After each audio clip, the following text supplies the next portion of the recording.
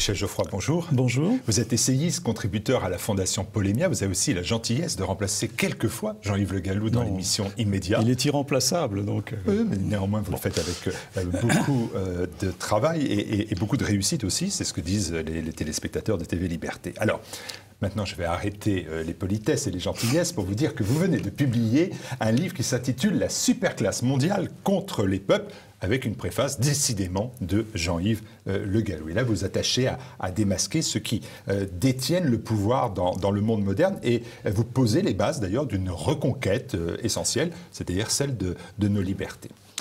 Vous affirmez que la SCM, la superclasse mondiale, la SCM n'est pas un fantasme. Elle existe bel et bien, dites-vous, et son représentant en France est Emmanuel Macron. Et je me suis dit, eh bien voilà, Michel Geoffroy, il va de son petit argument. Macron, c'est le candidat des riches, et vous revoilà aux côtés de Jean-Luc Mélenchon. Vous êtes un insoumis. Oh là là, pas d'amalgame. Non, alors bon, je n'ai pas écrit qu'Emmanuel Macron était le candidat des riches. J'ai dit par contre qu'effectivement, Emmanuel Macron était l'homme de l'oligarchie. D'ailleurs, il a un profil typique de l'oligarchie, grande école, banque. C'est vraiment le prototype politique de l'oligarchie. Alors, pourquoi j'ai écrit ce livre? Je dirais... je ferai un peu la même remarque, la même réponse que faisait l'alpiniste Georges Mallory quand on lui demandait pourquoi vous voulez grimper sur l'Everest. Il a répondu parce que la montagne est là, parce qu'elle est là. Je crois qu'aujourd'hui, on ne peut pas comprendre le monde d'aujourd'hui, on ne peut pas comprendre la vie politique d'aujourd'hui, on ne peut pas comprendre ce qui se passe en Occident. Je fais un petit bémol par rapport à ce que vous avez dit. La superclasse mondiale, elle règne surtout en Occident. Elle règne beaucoup moins sur le monde, ce qui est d'ailleurs une des raisons pour lesquelles il faut être optimiste. Mais je crois qu'aujourd'hui, on ne peut pas expliquer ce qui se passe dans le monde occidental si on fait l'impasse sur ce pouvoir particulier qui est au-dessus des gouvernements et qui est au-dessus des pouvoirs. Alors, l'expression superclasse mondiale, c'est pas moi qui l'ai inventée, hein, c'est Samuel Huntington qui l'a inventé, qui l'a utilisé la première fois dans un livre qu'il a écrit en 2002, qui s'appelle « Qui sommes-nous ?» et qui explique comment, aux États-Unis, règne ce qu'il appelle cette fameuse superclasse mondiale. D'accord, mais alors, cette oligarchie, on va utiliser un autre terme. Oui, c'est effectivement une oligarchie. Elle regroupe, selon vous, les super riches. Ils forment, dites-vous d'ailleurs, une classe sociale absolument à part. Et c'est vrai qu'on a le sentiment que là, ces spots de vacances, ces spots de réunion, je pense à Davos par exemple, est-ce que c'est vraiment une classe sociale à part? Alors, je crois que c'est effectivement une classe sociale. Je ferai un correctif. Il n'y a pas que les super riches. Il n'y a pas que les super riches. Je dirais, le cœur nucléaire de la superclasse mondiale, c'est la puissance économique et financière. Alors effectivement, là, on trouve des super riches.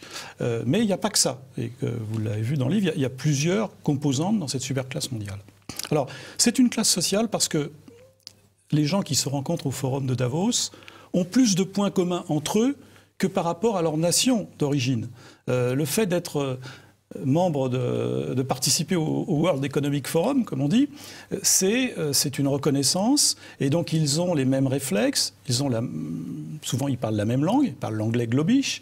Et puis, ils communient dans la même idéologie, qui est l'idéologie libérale-libertaire et cosmopolite. Donc il y a beaucoup de traits communs et j'ai cité la phrase très célèbre de Warren Buffett. Warren Buffett, c'est pas n'importe qui, c'est quand même la troisième fortune mondiale qui dit « Oui, il y a une guerre de classe et c'est nous, la classe des riches, qui est en train de la gagner. » Vous voyez, certains d'entre eux se revendiquent vraiment en tant que classe. Donc c'est pas une invention, je pense que c'est une réalité sociologique. D'ailleurs, ils sont tous très, très interchangeables. Si vous les voyez, vous n'êtes pas capable de dire si c'est un Italien, un Espagnol, un Français ou un Américain. Ils se ressemblent. Et donc, ils s'assemblent. Cette oligarchie, si on en reste au premier cercle, c'est-à-dire ceux qui sont les super riches, oui. Vous dites qu'ils ont en commun la volonté de s'enrichir toujours plus entre autres, oui. Et que de là, il y a à y voir l'incarnation de la domination sans partage de la loi de l'argent. Il n'y a qu'un pas que vous franchissez allègrement, quitte quand même à oublier, même si je me fais un peu l'avocat du diable, que ces super riches peuvent être philanthropes, c'est-à-dire capables d'aider leurs prochains, peut-être les plus défavorisés. Cela s'appelle l'altruisme. L'altruisme, on l'a trouvé dans des gens comme Bill Gates, par exemple, peut-être même Warren Buffett, que vous citiez à l'instant. Oui. Alors, deux choses. Premièrement, je pense que la superclasse mondiale a effectivement, et rassemble des gens qui ont pour projet de s'enrichir. C'est vrai. Elle rassemble donc des riches. Mais ce n'est pas suffisant. La superclasse mondiale a aussi un projet de nature eschatologique qui est le fameux gouvernement mondial. Donc, ce n'est pas uniquement, je dirais, une association de gens ou un rassemblement de gens qui sont riches et qui veulent être encore plus riches, ce qui après tout ne serait pas particulièrement dangereux. Ce qui est dangereux, c'est qu'ils ont un projet politique et qui est ce qu'on appelle la gouvernance mondiale et ce que j'appelle le gouvernement mondial, qui n'est jamais qu'une nouvelle formulation du bon vieux cosmopolitisme de Diogène, le cynique, qui était d'ailleurs un fils de banquier, par parenthèse. Bon, donc ces gens ont un projet. Alors, il se peut que certains d'entre eux, je pense d'ailleurs qu'un nombre non négligeable d'entre eux, ont ce projet pensant faire le bien de l'humanité. Le petit problème, c'est qu'ils veulent faire le bien de l'humanité malgré elle. Hein, c'est d'où d'ailleurs l'accusation de complot qu'on peut faire à leur égard, parce que précisément leur projet, ils ne veulent pas susciter l'adhésion, ils veulent l'imposer subrepticement. C'est pour ça qu'on peut parler à juste titre de complot. Mais donc il y a effectivement des gens qui financent, il y a traditionnellement, les gens riches ont toujours financé les artistes, ils ont toujours financé des fondations, oui, c'est vrai. Mais M. Soros, par exemple, est un monsieur très riche qui finance des fondations dans 140 pays, qui, à l'évidence, milite pour la société ouverte, ce qu'il appelle la société ouverte, c'est-à-dire l'immigration incontrôlée partout. Alors, est-ce qu'il le fait avec conviction de faire le bien ? Mais je dirais, nous savons, nous Français, depuis longtemps, il y a une vieille fable de La Fontaine qui s'appelle « L'ours et l'amateur de jardin ». Et il ne suffit pas d'avoir une bonne intention pour qu'on produise des bons effets. Hein, donc ces gens sont des philanthropes, mais un petit peu particuliers. D'ailleurs, le terme philanthrope est largement utilisé dans les médias pour remplacer le mot milliardaire. Hein. On dit toujours c'est un philanthrope, mais en fait c'est souvent des gens très riches. Encore une fois, la richesse n'est pas un défaut. Hein. Par contre, quand elle se met au service d'un projet qui est fondamentalement liberticide, c'est pour ça que la superclasse mondiale est contre les peuples, là effectivement, c'est dangereux. Alors, cette superclasse, elle a pris le pouvoir en Occident grâce à la conjonction quand même de nombreux changements historiques dans le cours du siècle passé, donc du XXe siècle. Déjà, il y a l'avènement de la surpuissance anglo-saxonne. Oui. Alors ça, c'est un phénomène qui a commencé au XIXe siècle. Ce qui est intéressant, c'est qu'il y a un cheminement, je développe un peu le cheminement de l'idéologie mondialiste. Au départ, elle est portée par les Britanniques, l'Empire britannique. Ils veulent développer ce qu'on appelle le Commonwealth de toutes les nations, hein, thème d'ailleurs qui va transparaître en partie avec la SDN, c'est presque le même terme, hein, qui a été repris, la Société des Nations. Mais tout va s'effondrer en 1945 parce que la puissance britannique va s'effondrer et ce sont les États-Unis qui vont reprendre à leur compte ce projet. Et je dirais, si le 19e siècle a été le siècle de la Grande-Bretagne, je pense qu'on peut dire que le 20e siècle a été le siècle de l'émergence de la puissance américaine. À partir de la guerre de 14, puissance économique, les États-Unis sont devenus à l'époque les créanciers du vieux monde, de l'Europe, et puis après, puissance militaire, puissance culturelle aujourd'hui. Ce qui fait qu'aujourd'hui, l'épicentre de la superclasse mondiale, il est dans les pays anglo-saxons et en particulier aux États-Unis, où il y a la plupart des grandes puissances financières, des grandes institutions financières internationales et des grandes entreprises internationales mondiales sont largement américaines. Donc, vous notez aussi la fin du socialisme, du communisme, presque pour vous en plaindre. Oui, alors non. C'est votre côté Mélenchon toujours. Non, voilà, ça y est. Pas du tout. Ce que je veux dire, c'est que, bien entendu, c'est une très bonne nouvelle, la fin du communisme. Ça a simplement eu des effets collatéraux. L'effet collatéral fondamental, c'est le grand soulagement de toute une série de gens qui n'ont plus à craindre la révolution, qui n'ont plus à craindre le peuple, Le communisme a été catastrophique pour les pays qui ont été soumis. C'est vrai. Mais en même temps, il a servi de repoussoir. Il a conduit un peu à humaniser un certain nombre de... Il a conduit à humaniser le capitalisme, si je reprends une formule à la Mélenchon. Hein, c'est ça. Bon, s'il n'y avait pas eu de menaces socialistes et communistes, je pense qu'il n'y aurait pas eu de loi sociale en Occident. Il n'y aurait pas eu le Fordisme aux États-Unis. L'idée que c'est l'augmentation des salaires qui va permettre d'attacher les travailleurs aux entreprises. Bon, donc, sa disparition en 91 crée un grand vide. Et donc, d'ailleurs, Francis Fukuyama en déduit que, par définition, le libéralisme a triomphé partout, sa vision de la démocratie, et donc parce qu'il n'y a plus aucune alternative, pour reprendre la formule de Madame Thatcher, il n'y a plus d'alternative.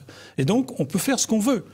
Désormais, on n'a plus à avoir peur du peuple, d'ailleurs on peut le remplacer facilement maintenant, on va même peut-être avec l'intelligence artificielle s'en débarrasser complètement, donc vraiment c'est parfait. Hein. Donc c'est un grand soulagement. Mais il ne s'agit pas, bien sûr, de dire que le communisme était très bien. Je dis simplement... pour ceux qui avaient le projet de dominer le monde, c'est un soulagement fini. La fin de la guerre froide, c'est nous sommes les seuls. Maintenant, nous allons pouvoir faire ce que nous voulons. Et maintenant, c'est le troisième changement, c'est la mondialisation, cette fois-ci, de l'économie. Oui, alors la mondialisation de l'économie, je l'ai évoqué. Bon, la mondialisation de l'économie a toujours existé. Simplement, le monde était plus ou moins étendu. Sous l'Antiquité, il y a une mondialisation de l'économie. On trouve des perles d'ambre dans des tombes grecques, donc on sait bien qu'il y avait des échanges. Le phénomène majeur, c'est l'apparition de grandes entreprises transnationales qui ont aujourd'hui une puissance plus grande que celle des États. Elles sont plus riches, elles sont plus puissantes. Les 100 plus grandes entreprises mondiales ont un PIB, un chiffre d'affaires, donc un PIB qui est supérieur à celui de l'Union européenne. Bon. Donc, c'est ça le grand événement nouveau. Nous avons aujourd'hui des entreprises qui ont le pouvoir, à la différence des États, de se localiser où elles veulent, d'échapper aux règles fiscales. Même elles ont, c'est un des aspects des traités de libre-échange qui ont été négociés avec l'Union européenne, la possibilité de modifier les lois des États, de condamner les lois des États lorsqu'elles vont à l'encontre de leurs intérêts. Hein, bon. Donc ça, c'est un élément... Regardez, le président de Facebook est bien obligé de venir s'expliquer. Oui, il s'explique. Mais enfin bon, les GAFA... Je rappelle que le Danemark a désigné un ambassadeur auprès des GAFA. C'est-à-dire que on traite les grandes entreprises mondiales comme des États. Un ambassadeur, c'est auprès d'un État. Eh bien non. Maintenant, c'est auprès des grandes entreprises, parce qu'elles ont des pouvoirs supérieurs à ceux d'un État. Donc c'est ça que je veux évoquer quand j'évoque la mondialisation de l'économie. Ça a permis de libérer très largement, avec la dérégulation de l'économie, le pouvoir économique et financier. Tout à l'heure, je n'ai pas répondu, mais vous avez raison. Un des aspects... Qu'est-ce qu'incarne la superclasse mondiale? Elle incarne le pouvoir économique qui se met à dominer. C'est une inversion du modèle européen classique, hein, la fonction souveraine d'abord, la fonction guerrière et enfin la fonction de production. Aujourd'hui, nous vivons l'inverse. C'est la fonction économique qui domine. D'ailleurs, les chefs d'État, les ministres deviennent des représentants pour les grandes entreprises. Ils se félicitent quand ils concluent des contrats. Donc, vous voyez, on a une inversion de la hiérarchie des valeurs, et donc c'est un triomphe de la fonction économique qui résulte, encore une fois, comme je l'ai dit, de la mondialisation, de la disparition du socialisme, et puis aussi de la puissance, de la surpuissance américaine. Cette oligarchie, elle fonctionne, dites-vous, et très clairement dans l'ouvrage, par la synergie en fait, de plusieurs cercles, qui sont des cercles concentriques. C'est presque des engrenages, d'ailleurs, j'aurais peut-être... Oui, cercle concentrique, ça va aussi. Oui, ça va très bien. Ça va du cercle financier transnational à, par exemple, le cercle des médias et des cultures. Je ferai peut-être le reproche dans cette explication de ne pas dire qu'à chaque fois, ces cercles rencontrent dorénavant quand même des oppositions, des résistances. Dans les médias, la presse alternative, c'est une presse de résistance. En voilà bien un cas précis. Tout à fait. Exemplaire. Cette résistance, elle existe précisément parce que le pouvoir apparaît en tant que tel. Nous vivons le moment du grand dévoilement de la superclasse mondiale. Hein. On voit bien, vous évoquez le cas de la presse alternative, pourquoi elle se développe? Parce que tout simplement les médias mainstream, on voit bien qu'ils sont les relais du pouvoir, ils ne sont plus un contre-pouvoir, ils sont devenus un instrument du pouvoir. Ils sont eux-mêmes la propriété des grandes entreprises ou des grandes institutions financières. Donc ils appartiennent au parti de Davos. Ils donnent d'ailleurs l'idéologie de Davos en permanence. Donc ça, c'est un élément nouveau. Et c'est ça qui va provoquer effectivement aujourd'hui une réaction. Hein. Alors ces cercles fonctionnent en synergie, oui, d'une manière concentrique, et je dirais, plus on s'éloigne du centre, moins le pouvoir est fort. Le centre, il est très opaque, il a un pouvoir, et c'est là où la richesse est la plus forte, plus concentrée et la plus opaque. Après, vous avez le pouvoir médiatique, parce qu'aujourd'hui, le pouvoir médiatique, partout en Occident, est la propriété des puissances d'argent et des puissances financières, c'est-à-dire donc du cœur de la superclasse mondiale. Après, vous avez un troisième cercle qui est plus informel, qui correspond, pour faire court, à la société civile et aux ONG. Mais il faut savoir que les ONG, il y en a beaucoup, effectivement, dans le monde. Et la plupart des ONG cachent des intérêts économiques, et l'écrasante majorité des ONG sont anglo-saxonnes. Donc il y a derrière un instrument de formatage, et les ONG sont un moyen de contournement du pouvoir des États. Et puis la société civile, c'est tous ces éléments informels de gens qui exercent une influence sur la société sans se mettre en avant, sans être responsables personnellement, politiquement. Et puis enfin, le dernier cercle, c'est le cercle d'exécution, si je puis dire. C'est le cercle, ce que j'ai appelé le cercle de la trahison des élites publiques, qui se sont mises au service de ce pouvoir et qui ont trahi leur vocation de défendre la communauté nationale.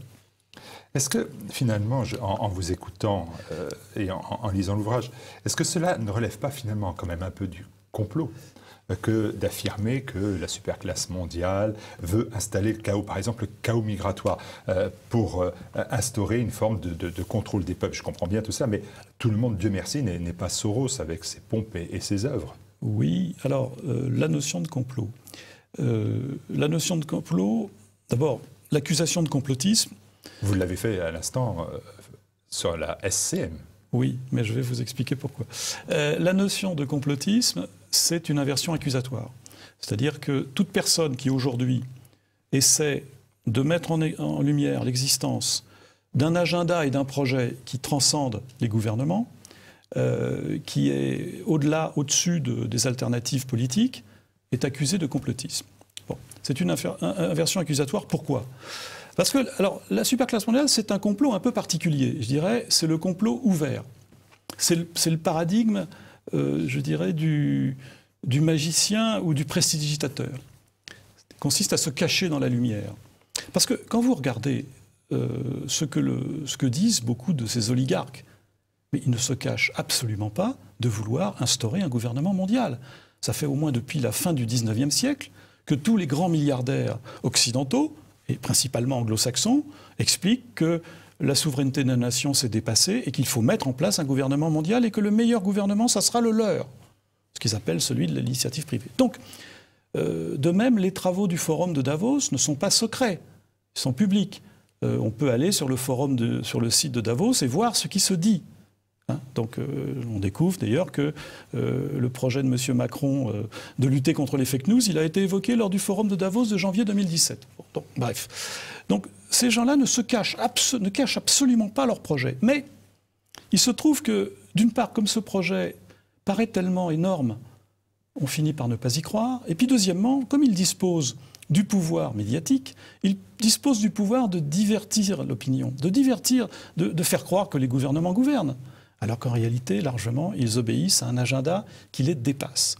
Donc, si vous voulez, c'est un complot un petit peu particulier, car il ne se cache pas. Je cite de nombreuses déclarations, enfin, qui sont hyper connues, de Rockefeller, de tas de gens, enfin, de Lord Milner, enfin, on pourrait en citer plein, jusqu'à M. Attali, qui est un intellectuel qui reflète parfaitement leur idéologie. Ces gens ne cachent pas leur projet. Donc, simplement, quand on les dénonce, comme tel, on se fait accuser de complotisme. Alors, ils complotent. La notion de complot est ambiguë parce que toute cette oligarchie communie dans une même idéologie. L'idéologie libérale, libertaire et cosmopolite. Donc, il est difficile de démêler ce qui est une adhésion à une idéologie de ce qui est la mise en œuvre d'un complot au sens propre. Deuxièmement, c'est difficile d'évoquer un complot parce qu'il n'y a pas de chef d'orchestre. C'est aussi un autre élément important des différents cercles. C'est un ensemble, c'est une hydre à multiples têtes. Il n'y a pas un chef d'orchestre dans l'ombre qui est là et qui avec un plan très précis. Non, ce sont des gens qui agissent ensemble et en commun, en synergie, vous l'avez dit. C'est un système. C'est pour ça que je pense que l'expression système n'est pas une mauvaise expression, parce qu'un système, c'est quelque chose qui évolue en synergie, qui rétroagit. C'est ce qui se passe sur la superclasse mondiale. La superclasse mondiale, la puissance financière dirige les médias, elle finance les ONG, effectivement, et puis elle dirige les gouvernements. Bah oui, donc il y a tout ça, tout ce petit monde, tout ce système fonctionne ensemble, ces différents cercles. Et l'instauration d'un chaos, par exemple, on parle de chaos migratoire. Je veux bien qu'il soit imposé par cette superclasse mondiale. Je vois bien même la finalité. Mais elle a quand même profité, cette superclasse mondiale, d'une idéologie libérale libertaire, oui, c'est ce que vous avez dit, cosmopolite, tout à fait. Et qui a touché toutes les classes sociales. Oui. Et il n'y en a pas, là encore, dans les peuples, il n'y a pas véritablement, sauf à être trompé, et les dernières élections apportent peut-être du crédit à votre propos, les peuples ne se sont pas opposés véritablement à ce changement de société, à ce changement de peuplement même, quelquefois. Alors, je nuancerai beaucoup ce que vous dites. Je crois que fondamentalement, aujourd'hui, l'idéologie libertaire, libérale et cosmopolite, c'est fondamentalement l'idéologie de l'oligarchie. C'est clair, l'idéologie des bobos, bon, si on prend un autre terme. C'est pas du tout l'idéologie populaire. D'ailleurs, tous les sondages, en tout cas dans notre pays, montrent une rupture très forte entre la demande populaire et les politiques conduites par les gouvernements. D'ailleurs, ce déphasage est très nouveau. Il n'existait pas dans les années 50, il n'existait pas dans les années 60. C'est une création de la fin du XXe siècle. Pourquoi ? Parce que précisément, il s'est produit un déphasage entre les politiques conduites par les gouvernements et l'attente populaire.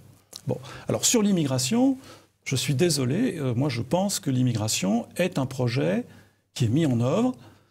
Il y a derrière des ONG qui fonctionnent, il n'y a pas que M. Soros, mais ça joue quand même. Il y a tout un ensemble de réseaux associatifs, il y a les pouvoirs publics qui jouent aussi leur rôle dans ce domaine.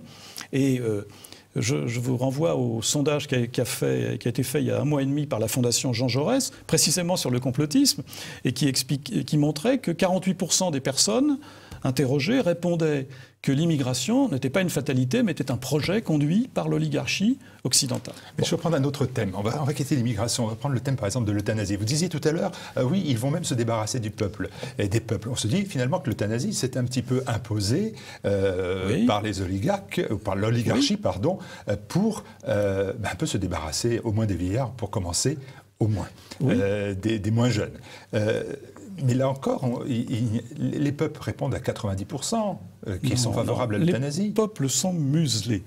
Les peuples sont muselés. En particulier. Faites un micro-trottoir, ils vous diront qu'ils sont pour l'euthanasie, ils ne vous diront pas qu'ils sont contre. Oui, enfin. Bon, moi je ne suis pas. Je ne partage pas complètement votre analyse. Je crois que d'abord, aujourd'hui, la superclasse mondiale, notamment en Occident, a imposé un nouveau système politique que j'appelle la post-démocratie, qui est un système dans lequel le peuple est appelé périodiquement à voter pour, je dirais, donner une onction démocratique au système politique, mais pour le reste, il n'a aucun pouvoir sur les évolutions de la société. Quand il y a eu le Brexit, M. Attali a fait un article dans l'Express qui s'appelait « Sanctuariser le progrès ». Il expliquait qu'il ne fallait pas que le peuple puisse changer les choses. Il fallait inscrire dans la Constitution des éléments fondamentaux, c'est-à-dire en clair, empêcher que le suffrage populaire puisse changer ce qu'il appelle progrès, c'est-à-dire en fait l'idéologie dominante. Bon, donc je ne crois pas aujourd'hui que les peuples soient libres, ils sont au contraire mis en tutelle par ce système politique, cette post-démocratie. Quand M. Juncker, le président de la Commission européenne, expliquait qu'il ne peut pas y avoir, c'est sa formule, de choix démocratique contre les traités européens, ça signifie qu'on n'a pas le droit de remettre en cause les traités européens. Bon. Et donc, les valeurs européennes qui sont derrière les traités, c'est-à-dire en clair les valeurs libérales libertaires. L'indépendance des banques centrales, c'est une valeur pour l'Union européenne, je précise. Bon. Donc, nous sommes dans un système où les peuples avaient peut-être la possibilité de changer les choses, mais aujourd'hui, ça devient très dur. Les sondages montrent une très grande coupure, encore une fois, entre l'opinion majoritaire telle qu'elle est ressortie des sondages et les résultats politiques, tout simplement parce qu'il y a l'écran médiatique. Si je reviens au début de notre conversation, si Emmanuel Macron n'avait pas bénéficié d'un soutien médiatique exceptionnel, je ne suis pas certain qu'il aurait été élu. Cessez d'expliquer tout au long de l'ouvrage, il faut quand même un peu plus de 400 pages pour le faire, que la superclasse mondiale a mis l'Europe en servitude pour s'enrichir, mais il semble bien quand même qu'elle ne soit pas omnipotente. Oui. Vous avez mis 400 pages pour nous dire qu'elle l'était, mais à la 400e page, vous me dites « Ah ben non, elle n'est pas omnipotente. D'ailleurs, je vous annonce quelque chose de formidable, c'est qu'elle va échouer, cette oligarchie au XXIe siècle, à contrôler, à dominer le monde. » C'est quand même une bonne nouvelle. Vous eussiez pu la mettre en première page ? Non, oui et non, parce que il faut, là aussi, faut raisonner dans la continuité. Aujourd'hui, la superclasse mondiale, elle a réussi deux choses. Elle a d'abord réussi à s'enrichir. Toutes les études montrent une explosion des inégalités salariales et sociales en Occident. Deuxièmement, elle a réussi à mettre l'Europe en servitude. Oui, elle a réussi. Très bien. Maintenant, donc, à ce stade, je suis pessimiste. Je suis pessimiste et j'explique effectivement les différents mécanismes qui ont conduit à cette situation. Maintenant, je suis optimiste quand même si on regarde l'évolution du monde. Qu'est-ce qui est en train de se passer ? C'est tout simplement que le monde est en train d'échapper aux mondialistes. L'oligarchie, la superclasse mondiale, porte mal son nom. Elle est mondialiste, oui, mais elle règne de moins en moins sur le monde. Qu'est-ce que nous vivons aujourd'hui ? Nous vivons ce qu'on appelle le monde multipolaire, entre autres, mais nous vivons le retour de grandes civilisations qui sont concurrentes du modèle anglo-saxon. La prétention des anglo-saxons à imposer leur mode de vie, aujourd'hui, commence à énerver beaucoup de gens dans le monde. Nous avons le retour de l'Asie, de la Chine, nous avons le retour de la Russie, que je rappelle aussi l'ébullition du monde musulman, qui est à l'évidence un universalisme concurrent de celui des anglo-saxons. Donc, à l'échelle du monde, la superclasse mondiale est en train de perdre des parts de marché. Le petit problème, évidemment, c'est que nous sommes européens et que nous sommes sous la tutelle de la superclasse mondiale. Donc, effectivement, c'est une perspective qui est inquiétante. D'ailleurs, je pense que, on le voit bien dans l'actualité aujourd'hui, je pense que la superclasse mondiale se rend compte qu'elle perd l'empire du monde et qu'elle est prête à tout pour essayer de le conserver, y compris la violence et la guerre. Donc, il n'y a pas de contradiction.